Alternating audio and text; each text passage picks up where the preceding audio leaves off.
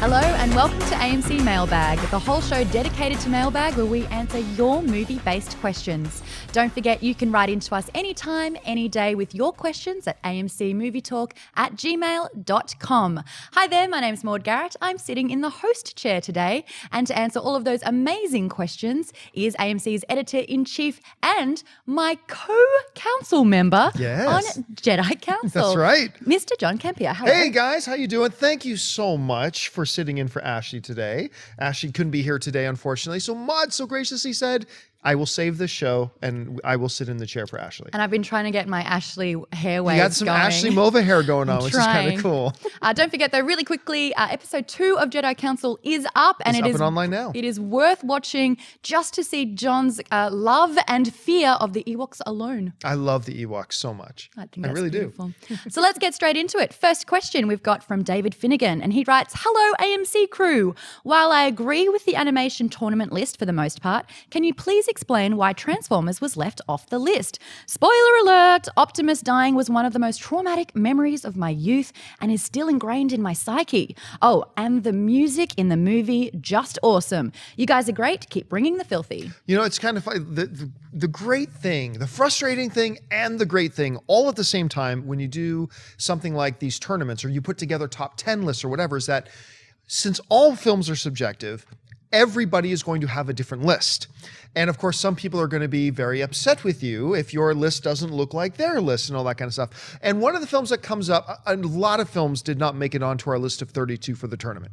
But one of the ones that comes up every once in a while from some people, including from Christian Harloff, as a matter of fact. Christian Harloff was very passionate about this one. Christian Harloff wanted that Transformers movie, man. He wanted that Transformers movie on this list. So why did it not get on? Well, I mean, a lot of times the answer is not why did it not get on in so much as that there was not a good enough reason why it should be on. The Transformers movie just didn't have the resume for it. And look, you remember that traumatic scene of Optimus Prime dying, and I remember it too. And you know, all 5 minutes of the movie that take place before that big traumatic event happens. But here's the reality of it. The toy company itself admits that that whole movie was just about introducing kids to a brand new line of Transformers toys. What did that Transformers movie do? In the first 5 minutes, they killed everybody. I had spent years as a kid collecting all these toys, my favorite Autobots, you know, Sunstreaker and Sideswipe and all these guys, all my favorites, right? You're collecting all of them. You spend years watching the cartoon. You get attached to these guys. And oh, they're putting out a movie. Fan-freaking-tastic.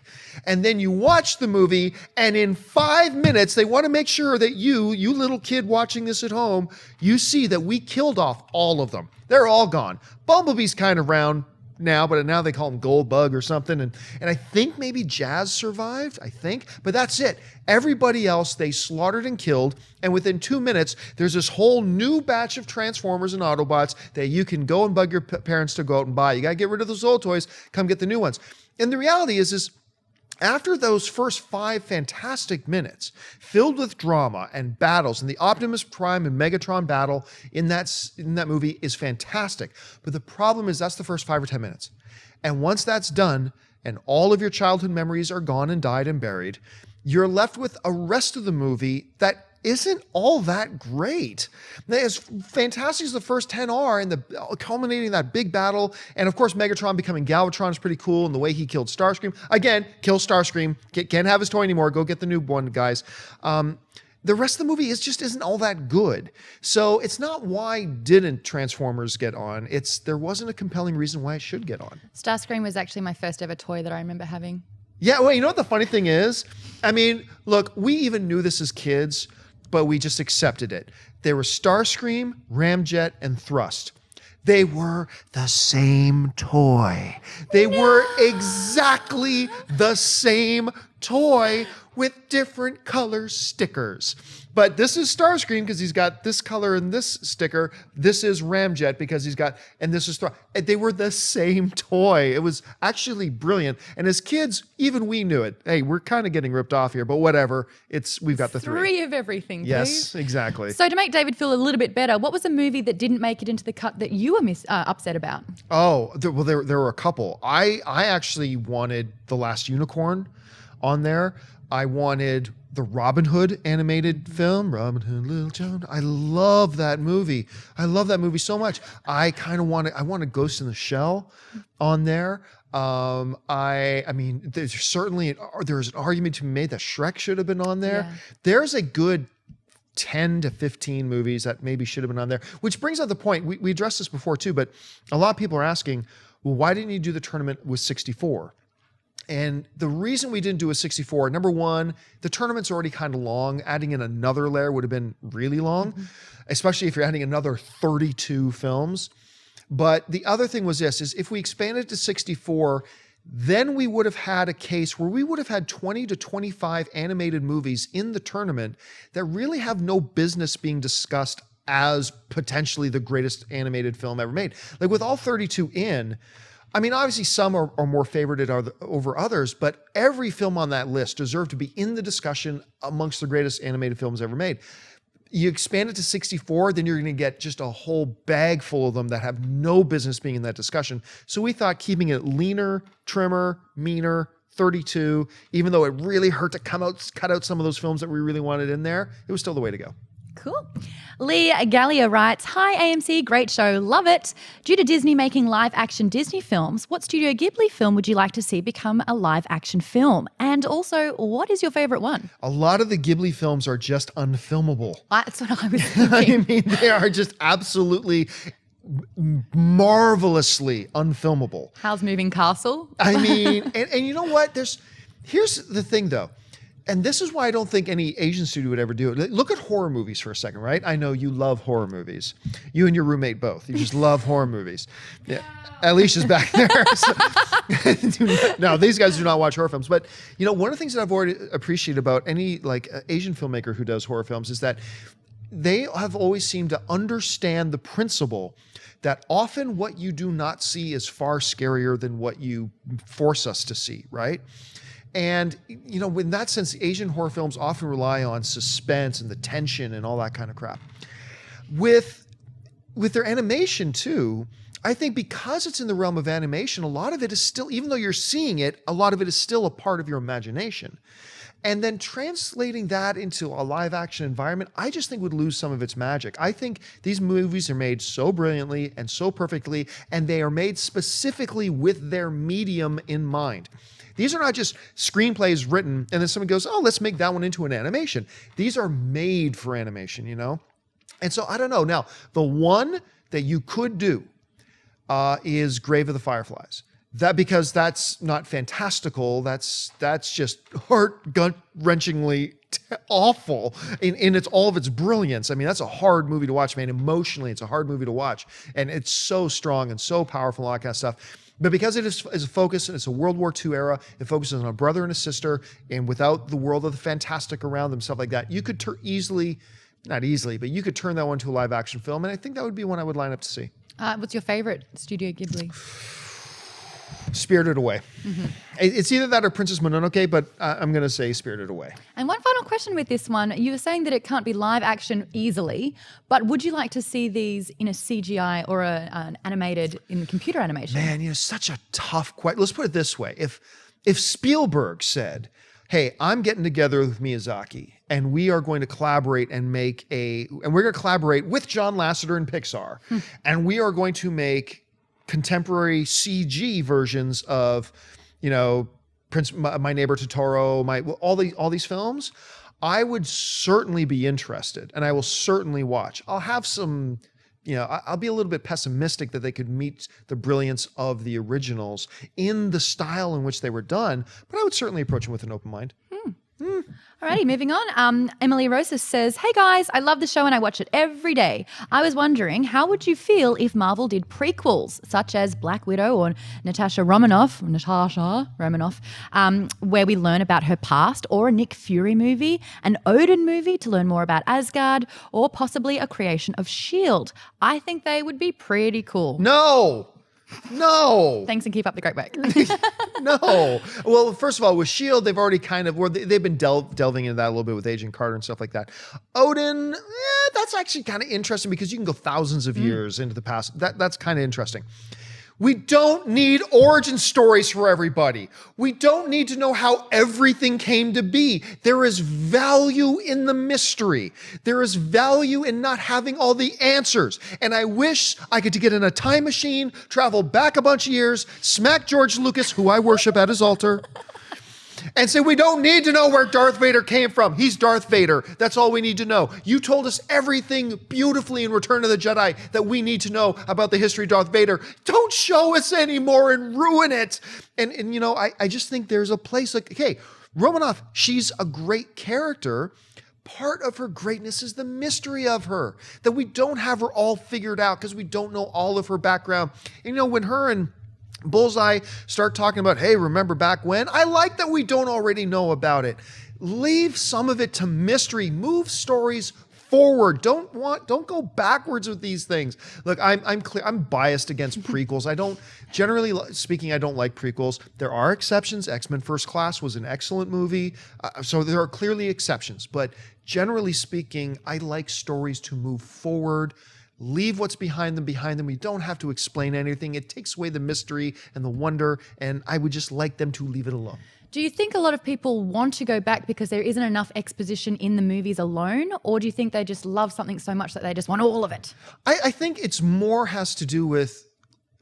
less to do with we need to know how it started and more to do with exactly what you're saying is we just love, for instance, the Black Widow character. We just love the Black Widow character and would like to see a Black Widow movie. So would I. But tell it moving forward.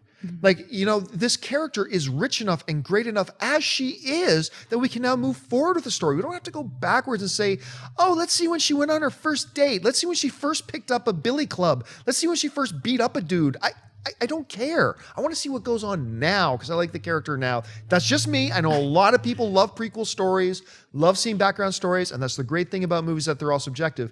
But for me, I like stories moving forward, not backwards. I personally would love to see the first date that Natasha Romanoff goes on. That would be awesome. Maybe a flashback scene. That'd be awkward. We've got one from Robert Miller who says, "Hello, AMC Movie Crew. Congrats on Phase 3. Woo-hoo. Here's something I'd like you to just have a little fun with. I don't think it would ever happen. If I'm not mistaken, Austin Powers is a parody of James Bond. So why not make new movies without Mike Myers? Bring in some other comedic actors and have them give their own spin on the character. Thoughts?" You kind of put it in your question.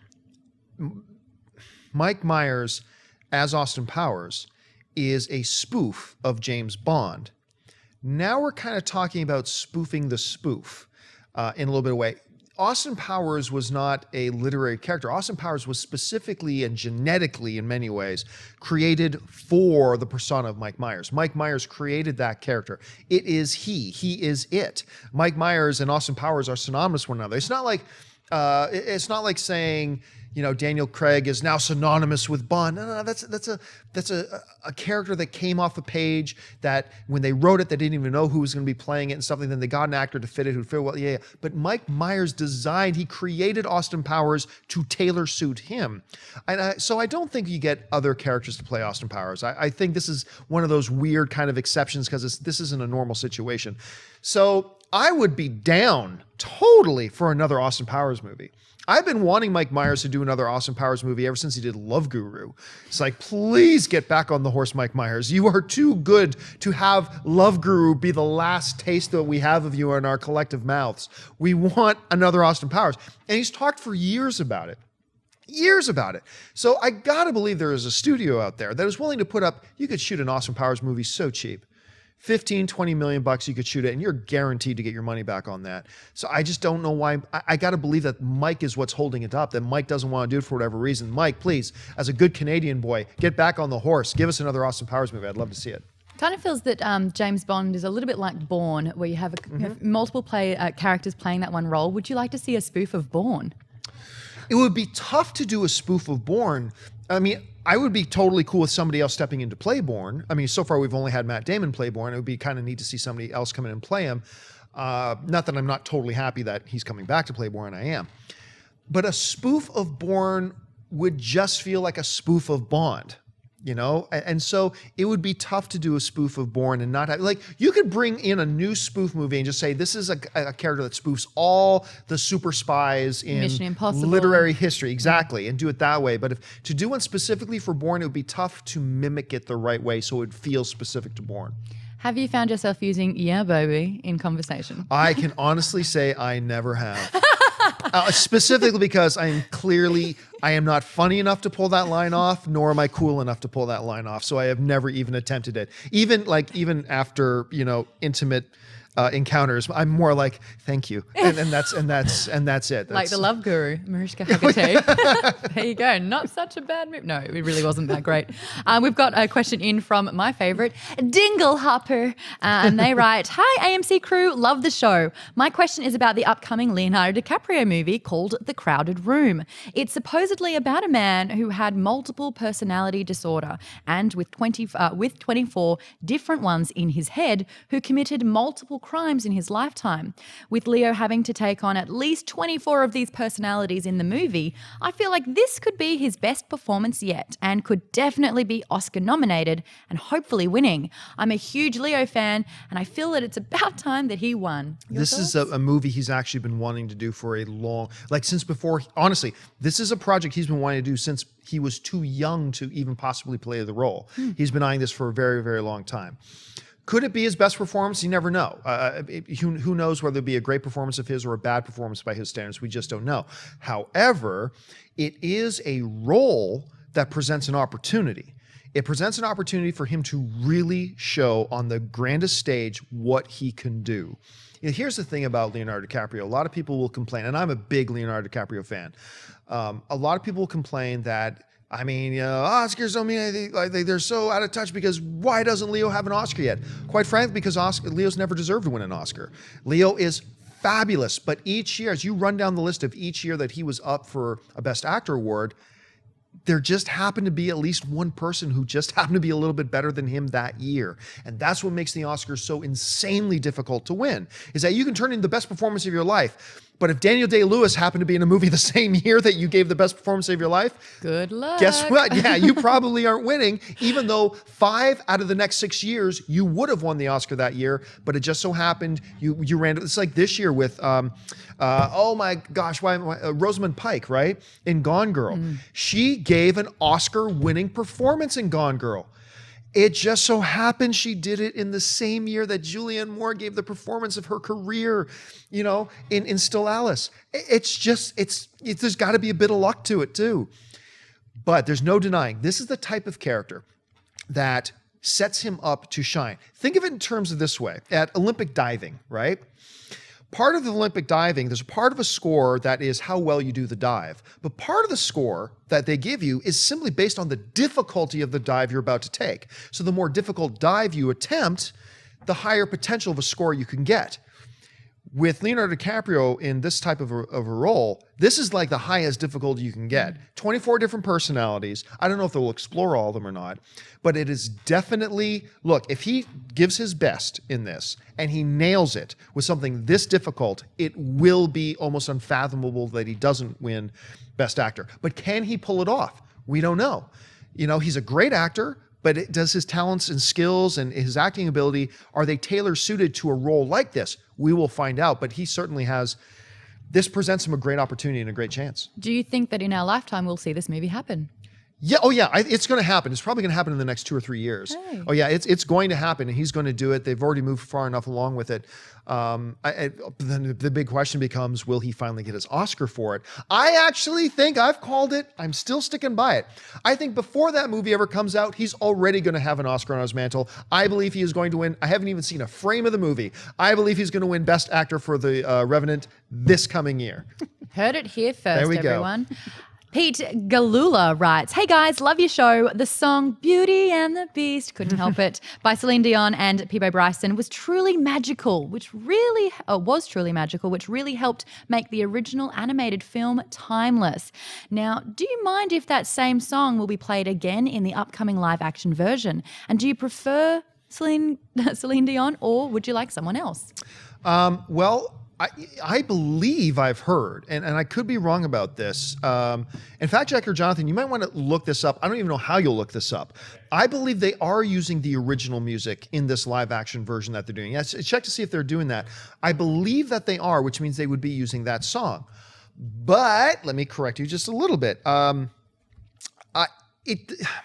It doesn't matter if it's Celine Dion singing it. The characters are going to be singing it.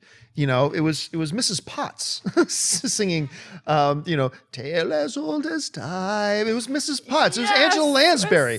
Murder, She Wrote, folks, was the one actually singing the lyrics.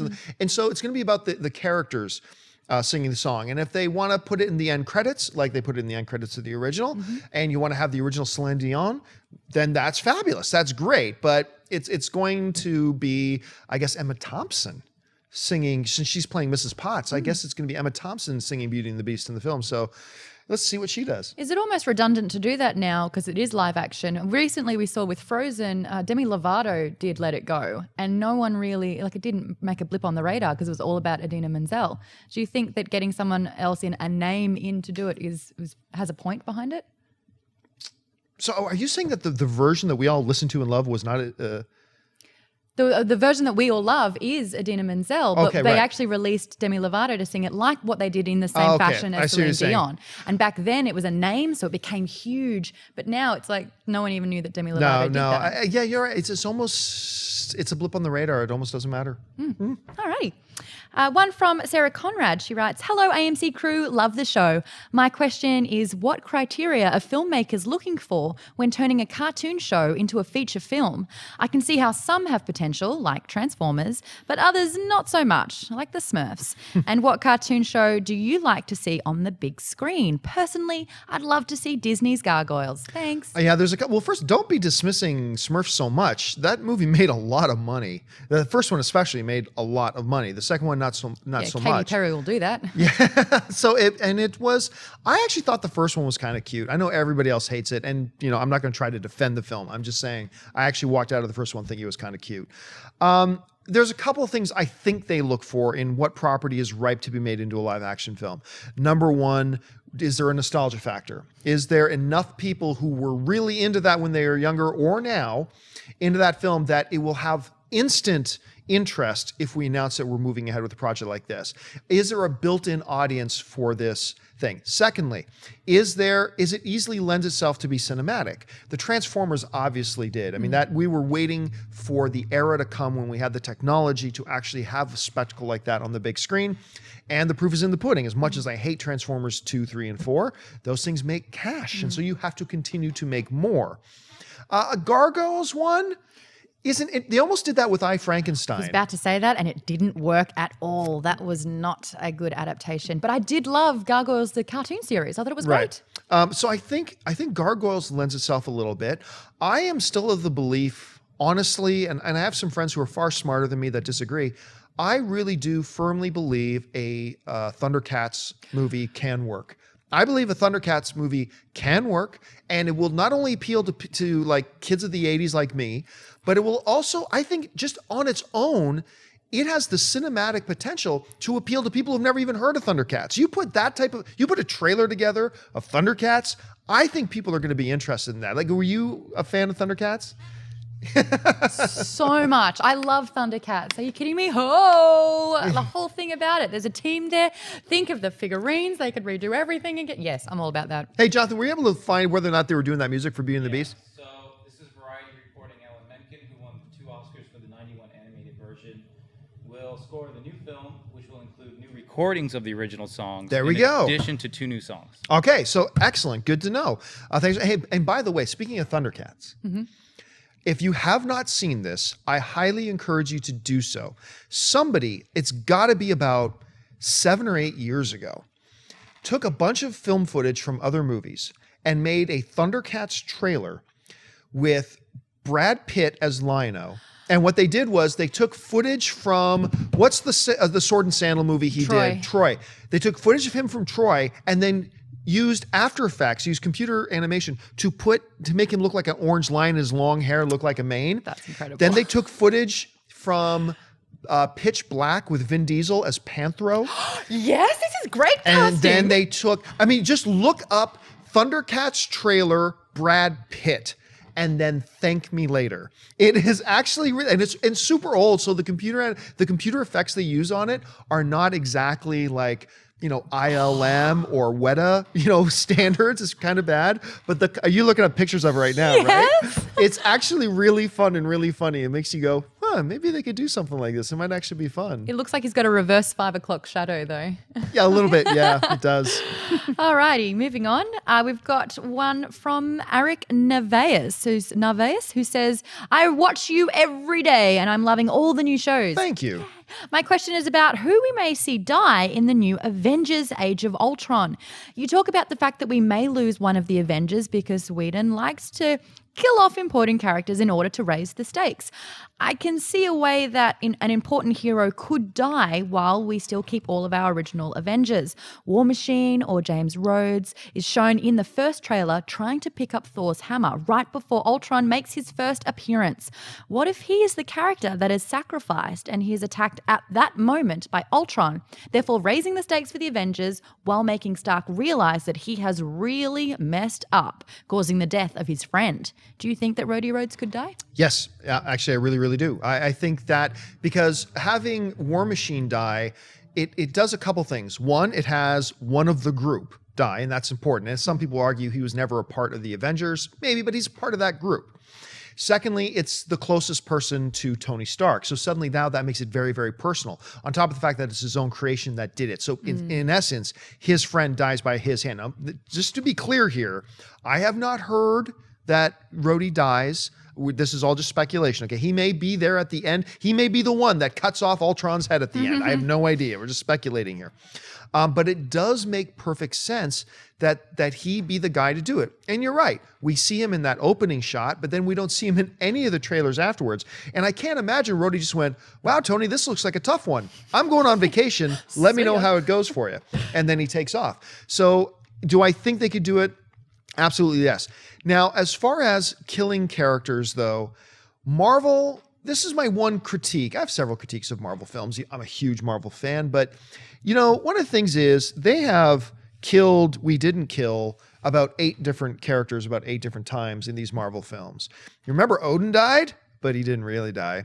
Remember Tony Stark died? Well, yeah, but he didn't really die. Remember Loki died twice?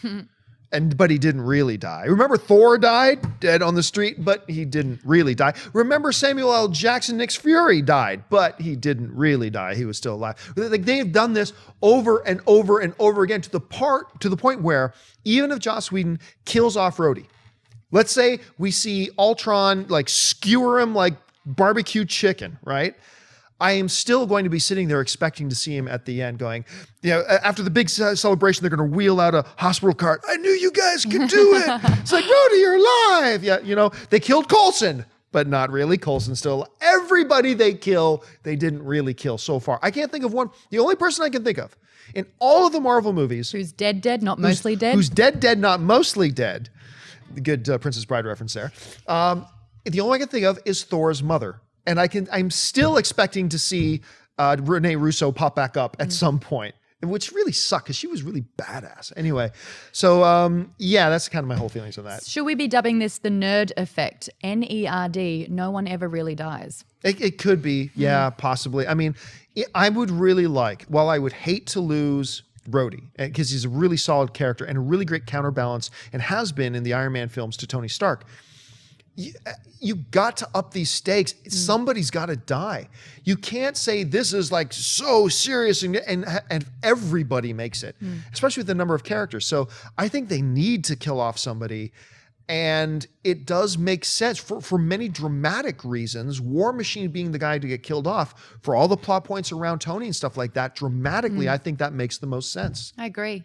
I also wonder when we do talk about these things, time travel starts becoming into it when you go down a storyline, like we've seen with X-Men, Days of Future Past, where it was like the reset button. It's everyone died, and then it's like travel back. No, they didn't. Do you think that Marvel could do this as well? They could. I hope they don't. I mean, I've gotten so tired of time travel in movies and TV shows when they're really used as a cop-out. Time travel used in a really cool way. Let's take Star Trek. Which one was it with the whales? Was that the Voyage Home, or was that? Was 4. That's 4. But what was the subtitle of Star Voyage Trek? Home. It is the Voyage Home. Okay, where they have to go back and get either the blue or the humpback whales. They had to get humpback whales, right? They use time travel as a great plot device, you know? That was like really cool. But too often, time travel is just used as a cop-out to, let's use time travel to fix the mess that we've created. Like dramatic, I'm not talking about the characters, I'm talking about the filmmakers going, we've created a mess. Let's use time travel as our excuse to fix it. Even this show I love, I'm not going to give any spoilers away, but man, even Flash, a show I love, just kind of did that and kind of ticked me off a little bit. But that being said, I don't think they're going to bring time travel into, at least not Avengers Age of Ultron. I don't think in Civil War. They may down the line. It might make sense in the Infinity stuff, but I hope Marvel keeps it out, because to me it's an overused and abused plot device to do things that I don't think they should do in the first place. Beautiful. That's all the questions. Thank you so much for today. That's been fantastic. Don't forget, if you liked this video, thumbs up. If you haven't subscribed, now is the time to do that one. If you're wanting an audio version of this show, just check out the link in the video description. You'll find that one there. And there's also so many great movies on screen right now. If you want to check out any of the times or locations of an AMC theater near you, just jump on to amctheaters.com. I'd like to thank everyone in the room for making this show possible. We've got Jonathan on the mic over there. Thanks, buddy. And Dennis as well. And of course, John Campia. Where can people find you? You guys can follow me on Facebook and on Twitter, just at John Campia. Find me on AMC Jedi Council, which you find episode 2 is up right now. Find me on AMC Heroes, episode 2 of that is also up right now. And on AMC Mailbag. So thanks for joining us, guys. Thank you. And my name is Maud Garrett, and you can find me on Twitter, Instagram, and Facebook. Just search Maud Garrett. And also on JMC, Jedi Council. AMC's Jedi Council. The last word, Maud. You almost got through it all. So close. Almost got through it all. Thank you so much for watching. We'll catch you next time.